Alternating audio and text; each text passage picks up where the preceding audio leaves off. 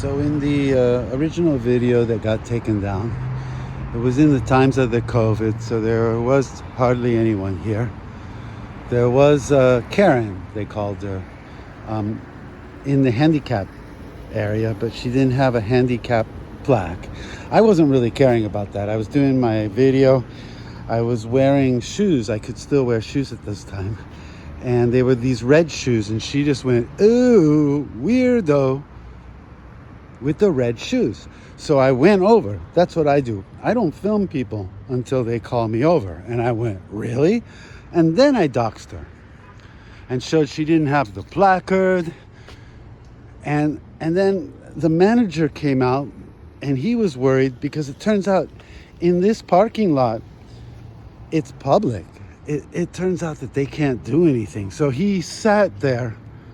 That was all he could do, was sit on their property. I'm in public. I pay taxes. He can't do anything. Here, it's now private. Now, in our movie, I go in with some water that my daughter dies from drinking it. That was the creepy video. I go in, it's COVID time. Everything was covered with plastic. And there was a Christmas tree that was under the plastic with a bunch of these things like make donations for Kathy Ireland's Feed the Children. Now, I knew they weren't doing it, or they keep most of the profits. So I mentioned it. And I also said, dude, the guy, Herb, over there, he didn't invent it here. This isn't his McDonald's. It's on Upper State, that direction.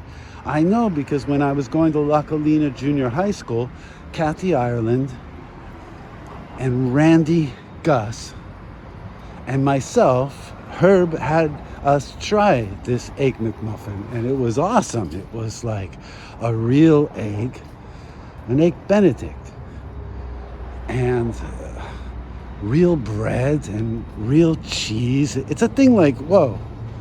Our parents were like, I don't know, if that old man starts offering you things, maybe you shouldn't eat it.